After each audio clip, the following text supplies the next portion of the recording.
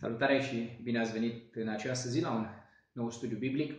Ne vom uita ca de obicei în aceste pilde, pildele lui Iisus Hristos, să luăm aceste pilde și exact asta facem, luăm pildele lui Iisus Hristos și încercăm să le aplicăm în viețile noastre astăzi în 2020. Dacă pentru prima dată ai intrat pe acest canal, bine ai venit, este o formă prin care încercăm să supraviețuim în această perioadă de pandemie.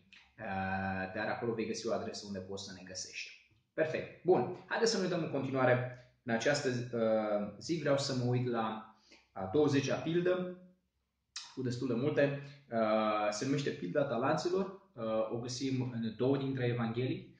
În Matei, capitolul 25, va fi textul de astăzi, și în Luca, capitolul 19, este în cealaltă Evanghelie unde se vorbește despre Pilda Talanților. Și vreau să vă uitați cu mine în această zi, pentru că de fiecare dată, aproape cam la toate pildele, exact ce v-am obișnuit și până acum, Iisus încearcă să vorbească cu ucenicii lor și cu ucenicii lui și vrea să le arate felul sau mentalitatea sau felul în care funcționează împărăția cerurilor.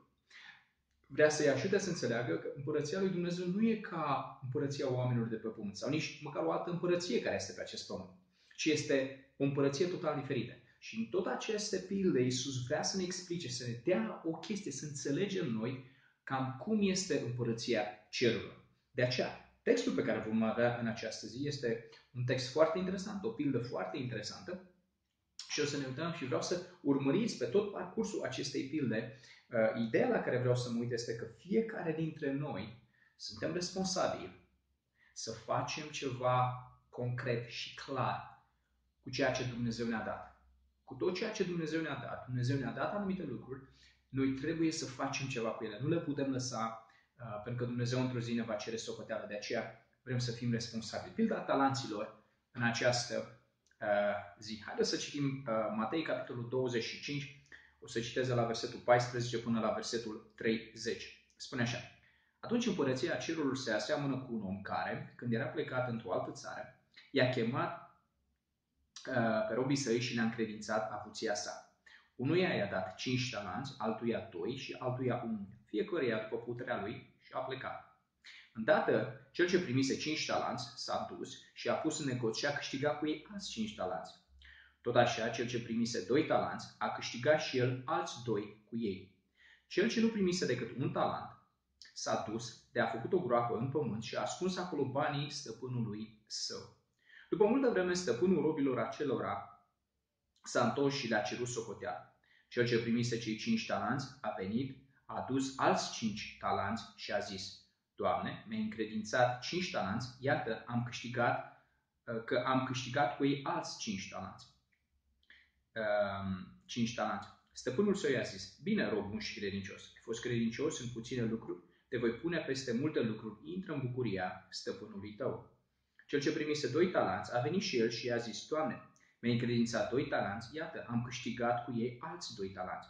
Stăpânul său i-a zis: Bine, rob bun și credincios, ai fost credincios în multe lucruri, te voi pune peste multe lucruri, intră în bucuria stăpânului tău. Cel ce nu primise decât un talent a venit și el și i-a zis: Doamne, am știut că ești om aspru, care seceri de unde n-ai semănat și strângi de unde n-ai vânturat. Mi-a fost teamă și m-am dus, de ți-am ascuns talentul în pământ. Iată ce este al tău. Stăpânul său i-a răspuns: Rob viclean și leneș, ai știut că secer de unde n-am semănat și că strâng de unde n-am vânturat. Prin urmare, să cădea ca tu să-mi fi dat banii la zarafi și la venirea mea eu mi-aș fi luat înapoi cu dobândă ce este al meu. Luați-i dar talentul și dați-i celui ce are 10 talanți, pentru că celui ce are îi se va da și va avea de prisos, dar de la cel ce n-are se va lua și ce are. Iar pe robul acesta nedrebnic aruncați-l în întunericul de afară, acolo va fi plânsul și scrâșnirea dinților. Bun. Pilda talanților în această zi. Și vreau să ne uităm, ca de obicei, cum v-am obișnuit, vreau să vorbim un pic despre personajele din această pildă, despre elementele care le găsim în această pildă și despre acțiunea. Deci, în primul rând, personaje, elemente și acțiune.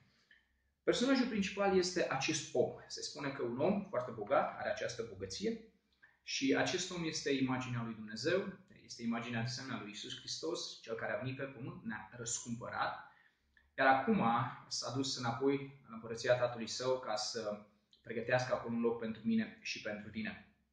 Iar El va veni în curând. Când va veni, nimeni nu știe, exact cum am vorbit și Dumnezeu știe. El știe exact când va veni și cum va decide să vină. Robii suntem noi. Cei 3 robi pe care îi vedeți în povestea noastră este o imagine a noastră. Nu este o imagine a oamenilor păcătoși, nu este pentru oamenii de afară, pentru păcătoșii de afară, ci vorbim despre robii lui, cu alte cuvinte, slujitorii, cei care lucrau pentru el. Iar noi, cei care ne-am dat viața lui, noi cei care am decis să facem ceva pentru Dumnezeu, noi devenim robii lui. Și pentru că suntem robii lui, noi suntem acești robi. Este imaginea noastră în această poveste. Textul nostru ni se spune că este avuția acestui om. Iar această avuție, cu alte cuvinte, lucrurile pe care el le consideră importante, lucrurile care sunt foarte, foarte prețioase pentru el și ne spune chiar că este vorba de bani și vreau să înțelegeți că este o cantitate foarte mare de bani. Nu era o cantitate mică de bani, e o cantitate mare de bani. Vă aduceți aminte, am mai vorbit noi despre ce reprezenta un talent. Un talent reprezenta 36 de kilograme. Acum, dacă a fost aur sau argint, nu știm, dar să zicem dacă ar fi fost 36 de kilograme pentru un talent, erau destul de mulți bani. Și e important să vedem acest aspect. Deci, cu alte cuvinte, această avuție, acești talanți, zice, i-a încredințat lor. Nu zice că i-a dat de gratis, nu zice că i-a dat, i-a încredințat. Cu alte cuvinte, să facă ceva, ce să face cu niște bani, ok? Ce poți să faci cu niște bani? Trebuie să faci ceva cu ei ca să pui în profit. Vedeți?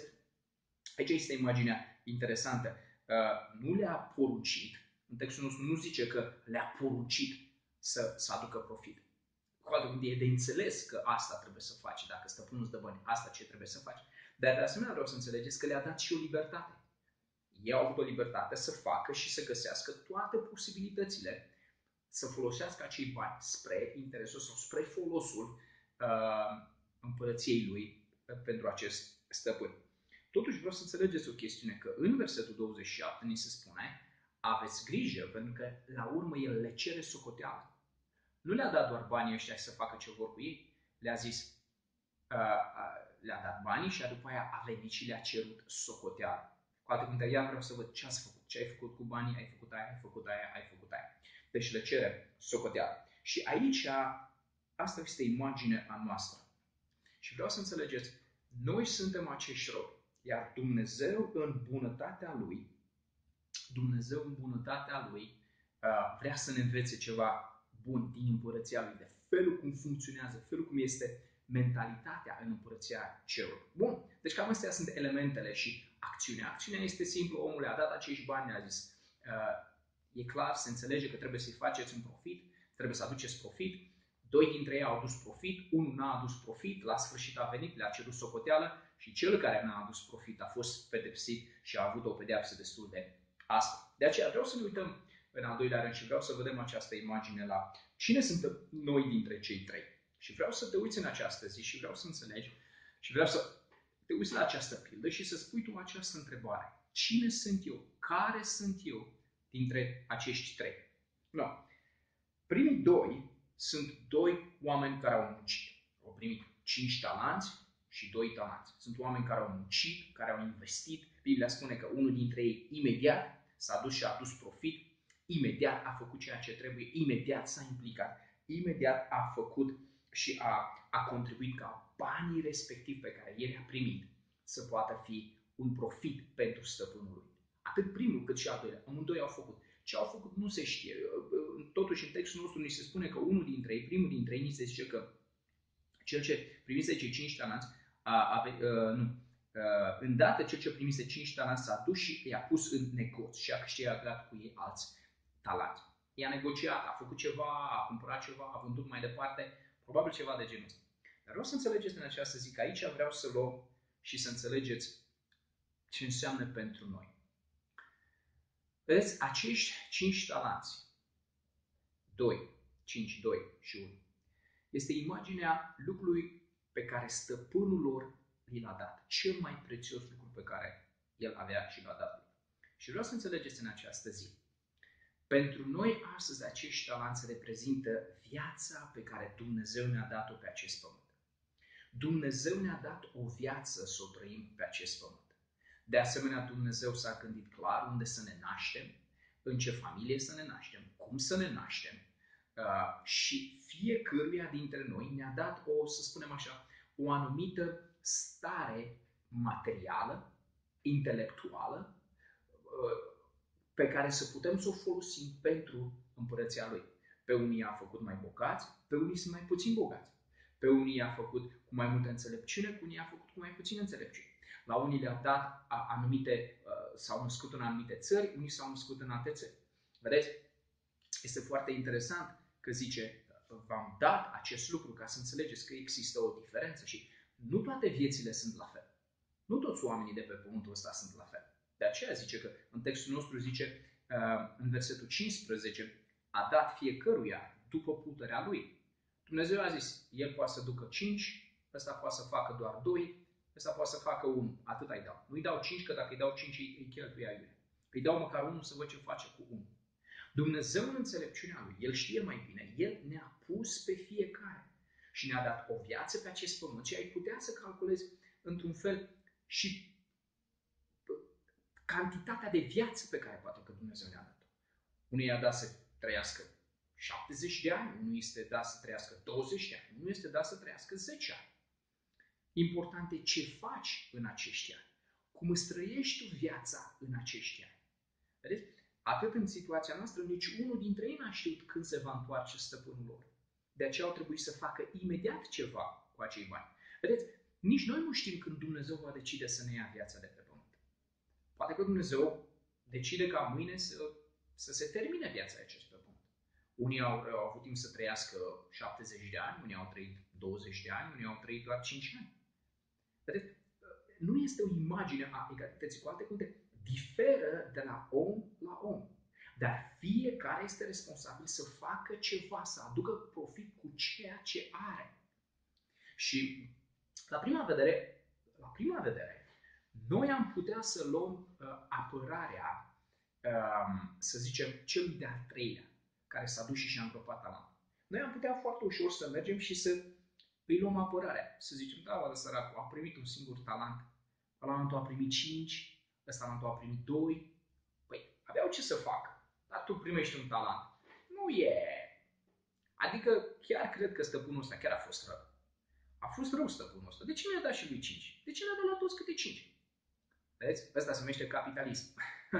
Dar vreau să înțelegeți că Dumnezeu în înțelepciunea Lui a zis o să vină careva care o să zică că nu este corect. De aceea o să vă rog, dacă o să vă uitați cu mine în Luca, și nu trebuie neapărat, dar vreau să deschideți în Luca capitolul 19, unde avem aceeași pildă spusă de către Apostolul Luca, o să vedeți că acolo zice aceeași pildă, este aceeași pildă, doar că e împărțită altfel. Spune că a avut 10 poli și a chemat pe 10, a avut 10 slujitori și a avut 10 poli și le-a dat la fiecare câte un pol. Un pol sau o mină în perioada respectivă, care era echivalentul a 3 luni de muncă. O sumă de bani echivalentul a 3 luni de muncă. Deci fiecare dintre cei 10 au primit bani echivalentul a 3 luni de muncă. Și când s-a întors și le-a cerut socoteală, unul cu un pol a făcut 5, altul cu 2 poli, cu un pol a făcut 2 și altul cu un pol același lucru, l-a îngropat și n-a făcut nimic. Deci și acolo le-a dat același număr, a fost aceeași cantitate. Deci vreau să observați, nu este neapărat o chestiune de diferență. Pentru că unii oameni și ce vor spune? Păi da, pastore, că mă nășteam și eu în America, aveam și eu o familie bogată, păi aveam ce să fac și eu cu Dumnezeu. Dar m-am născut aici în Moldova, m-am născut cine știe unde. Ce pot? Nu am ce să fac aici. Nu, eu nu am nicio șansă. Nu am. Dumnezeu e de vină. Dumnezeu e de vină. Dumnezeu e rău. Tare rău e Dumnezeu ăsta. Mă nășteam și eu în America, mă nășteam și eu în altă țară. Era altfel. Măcar în România. Ok, hai să zicem, dacă mă nășteam în America, era ca și cum primeam 5 talanți. Da, ok, hai să zicem, măcar m-am născut, măcar mă nășteam și eu în România, aveam 2 talanți. că România e mică America. Dar m-am născut în Moldova, pastor. Ce aici? Nici jumătate de talent nu mi-a dat Dumnezeu. Ce să faci? Ce să faci, pastore? N-ai ce să faci. Și atunci ar fi într-un fel că îi luăm apărarea celui de-al treilea. Și ar părea ca și cum al treilea n-a fost corect, frate. N-a fost corect față de el. De aceea vă zic că în Luca 19 este aceeași pildă și o să vedeți că Dumnezeu zice, ok, bun, facem a doua pildă, o să zic din nou a doua pildă și o să le dau într-un mod egal și o să vedeți că tot așa este. De ce? Pentru că în textul se spune care a fost cu adevărat motivul celui de-al treilea. Motivul celui de-al treilea este fantastic. Este lenea. Pur și simplu lene. Atâta tot. Nu e nimic altceva. Ascultați ce spune. Ascultați ce zice în versetul 24-25. Spune așa. Cel ce nu primise decât un talent a venit și el și i-a zis: Doamne, știu că ești un oaspăt care seceri de unde n-ai semănat și strângi de unde n-ai vânturat. Mi-a fost teamă și m-am dus și am ascuns talentul în pământ. Iată ce este al tău. Asta a făcut. El zice, băi, am un talent, ce pot să fac cu el? N-am ce să fac cu el. N-am chef. Și ce l-a dus și l-a ascuns în pământ. Și după aia, în versetul 26, stăpânul i-a răspuns. Ascultați ce zice. Rob viclean și leneș.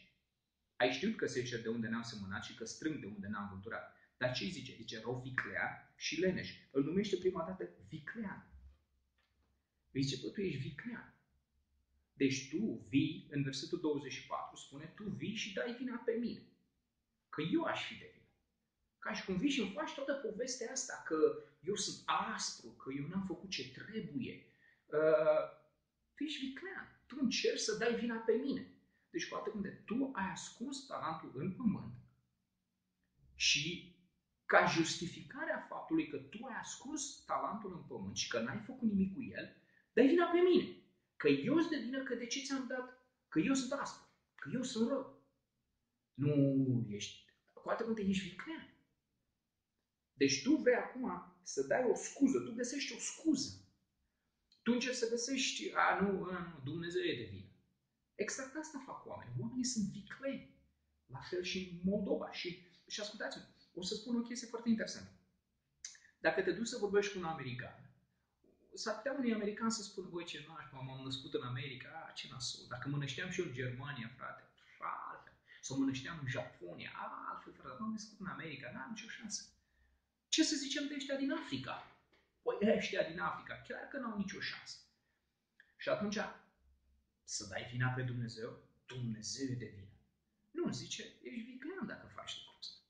Și ascultați-mă, eu unul personal am cunoscut foarte mulți oameni în Moldova care au zis, nu, mă, n-avem ce să facem în Moldova, n-ai mă ce să faci cu viața. Cu viața asta n-ai ce să faci în Moldova. Nu. Motivul nu e. Nu Dumnezeu e de vină. Nu poți să dai vina pe Dumnezeu. Dumnezeu e de vină că e săracă Moldova. Dumnezeu e de vină că m-am născut eu în Moldova. Dumnezeu e de vină. Așa că mai bine nu fac nimic. Îmi îngrop și nu fac nimic. Nu. Răspunsul, în schimb, pentru că vreau să vă imaginați din nou, vreau să vă gândiți, e Dumnezeu cel care ne dă această imagine. Răspunsul este nu, tu ai fost leneș. Ai fost leneș. N-ai făcut ce trebuie. Vedeți? Din nou mă întorc la aceeași idee. Împărăția cerurilor nu e ca cum sunt oameni. Oamenii ar fi zis, păi nu e corect, frate, dacă ăla i-a dat unul, nu e corect. Împărăția cerurilor zice și nu contează dacă ți-am dat 5, 2 sau 1. În împărăția cerurilor se așteaptă ca fiecare să facă ce poate el mai bine cu ce i s-a dat. De aceea textul nostru spune, nu, tu ești leneș. De ce a fost leneș? Pentru că n-a vrut să gândească și să găsească o soluție să facă ceva cu acel talent. Vedeți, primul, imediat s-a gândit, am 5 talanți, ce să fac cu ei? Repede. Ok, bun. Mă duc, îi pun în profit, mă duc, cumpăr niște vaci, le vând mai încolo, mă duc în partea aia înaltă, cumpăr niște lemne, le vând acolo, scot acolo, fac. Omul a început să se gândească, omul s-a frământat, omul poate că nu dormea noaptea, preocupat, frământat, ce să facă? Să fie profit. Dar pe ăsta l-a preocupat altceva. L-a preocupat unde să ascundă atât de bine încât nimeni să nu găsească, probabil că s-a dus noaptea să nu vadă nimeni unde ascunde. L-a ascuns acolo și acum preocuparea lui cea mai mare era din când în când se mai duce acolo să vadă dacă cumva i-a descoperit cineva comoara ascunsă în pământ. Probabil că asta era toată munca lui. Și a făcut asta. A stat toată ziua. N-a făcut nimic. N-a făcut niciun profit. N-a făcut nimic pentru stăpânul său. Deci, în realitate, a fost leneș și n-a vrut să gândească să facă ceva cu ceea ce i s-a încredințat. De aceea, ascultați-mă cât de... Și vedeți că e o chestiune de lene. Pentru că stăpânul chiar îi dădea și o sugestie. Ce îi spune în versetul 27, da? Zice așa: prin urmare se cădea ca tu să-mi fi dat banii la zaraf și la venirea mea eu mi-aș fi luat înapoi cu dobândă ce este al meu. Cu alte cuvinte, Dumnezeu îi zice, zaraf este imaginea lombardului, da? Sau la bancă. Și bă, măcar îi luai și îi pune la bancă. Și măcar când mă întorceam, luam un comision din ce s-a pus la bancă. Măcar făceai ceva, măcar, ok, dacă n-aveai chef să muncești, măcar îi duceai undeva și făcea profit. Altcineva măcar muncea și măcar îți dădea și ție un profit. Deci nu, problema ta este că n-ai vrut să muncești. N-ai vrut să gândești. Ok? Asta a fost principala problema acestui. Nu, ascultați-mă cu atenție. Și o să vă zic un lucru care vă va șoca. Nu știu dacă vă va șoca, poate pe unii da, poate pe unii nu. Marea majoritate a oamenilor care sunt bogați în America și cam peste tot pe pământ, dar în America, să zicem, oamenii care și-au făcut o bogăție într-un mod corect, într-un mod cinstit, marea majoritate dintre ei au fost săraci. Marea majoritate dintre ei n-au avut 5 talanți. N-au avut nici măcar 2, au avut 1. Au fost săraci, n-au avut posibilități, dar și-au bătut capul, au muncit și au făcut tot ce le-a stat în putință ca viața lor să conteze pe acest pământ. Amin? Ba din contra, oamenii care s-au născut bogați și, ascultați-mă, mare problemă pe care noi avem pe pământul ăsta și cum s-a descoperit și cum de a ieșit aceste generații ciudate, este că marea majoritate a copiilor bogați care primesc totul pe tavă nu fac nimic cu viața lor. Au 5 talanți și nu fac nimica. Și fac exact ca acest om, îi îngroapă. Vedeți, e foarte interesant. Îi îngroapă. A luat ăștia talanți și i-a îngropat. I-a pus într-un loc întunecat, sub pământ întunecat, într-un loc singuratic. Și și-a îngropat acolo talentul. Nu, ascultați-mă. În generația noastră văd o groază de tineri, deștepți, cu potențial, viață sănătoasă de la Dumnezeu. Au viață, sunt deștepți, au capacități fantastice, au lucruri extraordinare. Și în loc să-și folosească viața pentru Dumnezeu, se duc și-și o îngroapă. Exact. Se duc, fac o groapă, undeva într-un loc ascuns, și îngroapă acolo viața și o lasă întuneric și nimeni nu știe despre ei. Și o să vă dau câteva exemple ca să înțelegeți și vreau după aia neapărat, vreau să vorbim pe Zoom, să intrăm să vorbim despre această chestiune și poate mă ajutați și voi să mai îmi dați alte exemple. Vreau să vă gândiți la această chestiune. Sunt tineri, oameni cu capacități fantastice, cu vieți minunate pe care Dumnezeu le-a dat și oamenii ăștia își îngroapă viața. Și haideți să vă spun în ce își îngroapă viața cel mai mult. În muncă. Nu știu nimic altceva decât se trezesc dimineața, se duc la muncă, muncesc ca disperație toată ziua, seara se întorc acasă, mănâncă, se culcă, a doua zi fac același lucru. Și nu fac absolut nimic cu viața lor. Viața lor este îngropată în muncă. Într-un loc singuratic și îngropată în muncă. Oameni cu potențial, oameni deștepți, oameni care ar putea să facă lucruri fantastice pentru Dumnezeu. Dar nu. Oameni care își îngroapă viața lor. O altă chestiune în care tinerii de astăzi își îngroapă viața și potențialul lor este în școală. Fac 15 facultăți, 25 de facultăți. Să învețe. Și nimeni nu-i știe.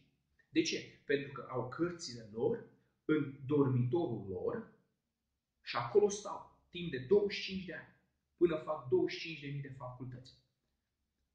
Și nu pot să facă absolut nimic pentru Dumnezeu. Pentru că sunt întunecați, într-un loc întunecat, singuratic și și-au îngropat destinul lor și viitorul lor. Ascultați-mă, motivul pentru care vă spun această pildă, și dacă ați observat un pic așa, mă cam aprind așa un pic, De ce? Pentru că asta este viața mea. Eu când m-am născut, eu când am venit pe pământul ăsta, m-am născut exact cu un talent. Nimic. Dar am zis, nu contează. Îl voi face să fie profitabil pentru Dumnezeu. O să-l folosesc. Dumnezeu mi-a dat o viață. Dumnezeu mi-a dat o viață cum ție ți-a dat Dumnezeu o viață. Este responsabilitatea noastră să facem ceva pentru El cu viețile noastre. Ce fac oamenii astăzi? Iau viața pe care Dumnezeu le-a dat-o, calitățile și capacitățile și așa mai departe. Oameni deștepți, oameni lucruri bune pe care Dumnezeu le-a pus în ei și în loc să le folosească pentru El, să le folosească pentru împărăția lui Dumnezeu, le folosesc doar pentru ei. Sunt leneși. Nu vor să gândească. Iar ăsta este un pericol și pentru noi ca și creștini. De aceea le recomand tuturor oamenilor, vedeți, ăsta este motivul pentru care vă încurajez pe fiecare dintre voi să vă implicați în lucrarea lui Dumnezeu, să vă implicați în lucrurile pe care Dumnezeu le are pentru voi. De aceea, învățați să cântați la chitară, faceți predici, mergeți pe stradă, faceți evangelizare. Cu alte cuvinte, nu-ți lăsa viața ta să fie într-un întuneric. Scoate-o la iveală, scoate-o la lumină. Vedeți? Unii dintre voi ați reușit să mergem la Brașov, să mergem la conferință, să mergem să vedeți alte lucruri. Ce am făcut într-un fel este că pur și simplu ați ieșit din acel întuneric. Ați putut să vedeți lucruri noi, ați putut să vă deschideți mintea, să vedeți oportunități noi, lucruri noi pe care puteți să le faceți pentru Dumnezeu. Nu vreau să termin povestea, dar e trist că povestea se termină trist. Te zice, pe robul acela netrebnic, adică bun de nimic. Ți-a dat Dumnezeu o viață și n-ai făcut nimica pentru El. Da. Și aici o să fac o explicație. Unii oameni vor spune, cum să? Nu, mă duc și muncesc de dimineață până seara și fac o școală și muncesc ani de ce? Ca să fac bani. De ce? Ca să am o familie, ca să am ce să pun la copii să mănânce, să am un viitor asigurat. Bun, ok, dar pentru Dumnezeu, ce faci? Nimic. Înțelegeți ce vreau să spun? Scuza este că n-am ce, pe ce să fac? N-am ce să fac. Păi n-am ce să fac. Gândește-te. Omul ăsta, păi ce să fac un talent? Păi eu n-am ce să fac un talent. Păi un talent. Ce pot să fac un talent? Nu, gândește-te. Gândește-te ce poți să faci cu viața ta. De aceea vreau să vă încurajez. Ce vreau să faceți? Și o să vreau să vorbim cu asta imediat după ce o să intrăm pe Zoom. O să vreau să te încurajez, poate astăzi sau în seara asta sau când ai tu timp. Ia-ți o listă. Fă-ți o hârtie. Ia o hârtie și fă-ți o listă cu lucrurile bune pe care Dumnezeu ți le-a dat. Viață, sănătate, capacități, lucruri, caracter, temperament și așa mai departe. Toate lucrurile pe care Dumnezeu ți le-a dat și vezi cum poți să începi să le folosești pentru El și să nu le mai folosești pentru tine. Și abia atunci vei putea să spui că vei putea să intri în bucuria stăpânului tău. Ascultați ce zice celui care a făcut 10 talanți și celui care a făcut 4 talanți. Zice, bine rob bun și credincios. Ai fost credincios în puține lucruri, te voi pune peste multe lucruri. Intră în bucuria stăpânului tău. Ascultați-mă, noi toți vrem să intrăm în bucuria stăpânului nostru. Vrem să intrăm în raiul lui Dumnezeu. Nu vrem să intrăm în mânia robului nostru, stăpânului nostru. Ce zice în versetul 30? Iar pe robul acela nedrept, aruncați în întunericul de afară.